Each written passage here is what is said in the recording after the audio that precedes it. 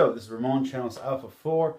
Welcome to my channel. Okay, so I was talking to you guys about why I am not doing apologetics. This is part 2 of that.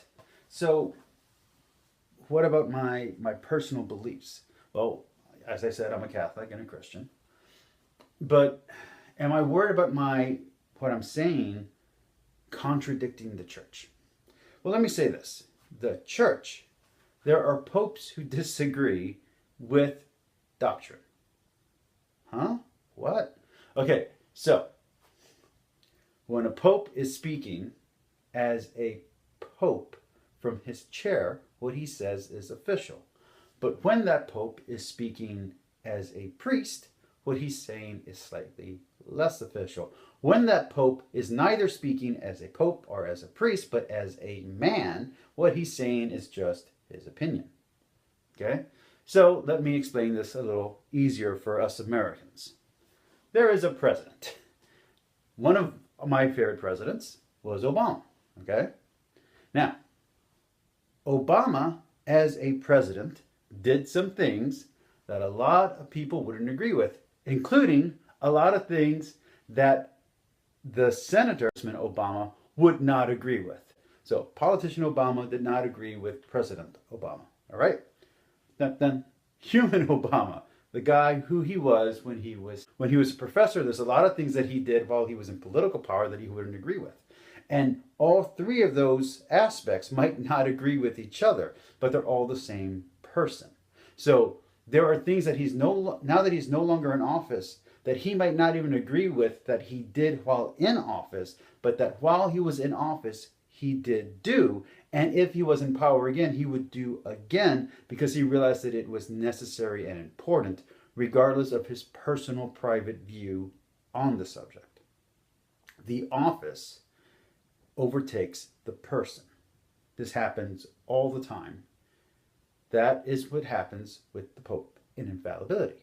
For instance, a priest may disagree with some teachings. In fact, there are whole communities in the church that disagree on very fundamental things. Okay?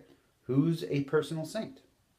There's canonized saints who everybody recognizes, and then there's individual saints who are like, well, I think they're in there. You don't have to agree with me, but I think they're there. Okay? Then there's little doctrinal things. Okay? So there are disagreements on the text itself from scholarship and translators. So what can't I say? Well, I'm glad you asked. You're a very, very interesting person.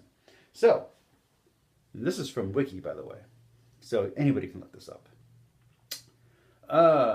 The two natures of Christ is infallible.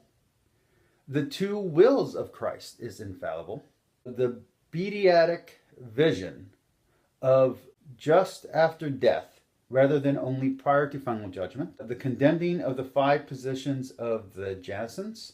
The proposition of the Synod of Pistoia as heretical. A defining of the Immaculate Conception. Okay.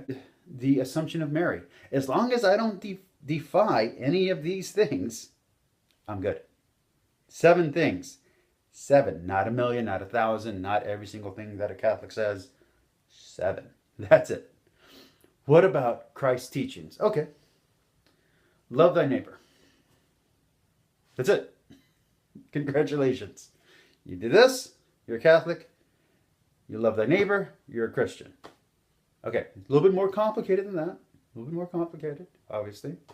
If you're a Christian, you got to believe in Christ. Simple. But that's the basic precepts. You don't defy those precepts, you're good to go. That's why we have a thing called the Apostles' Creed and the Nicene Creed. Okay? Catholic Church uses both. You say the creed. If you understand the creed, you don't contradict the creed in your speaking. What you are saying is in concert with the church. That does not mean that it is backed up by the church or that the church agrees with you. That means that it is in concert. Okay? You're in accord with the things that the church is teaching. All right, that was part 2. Part 3 is going to change just a little bit.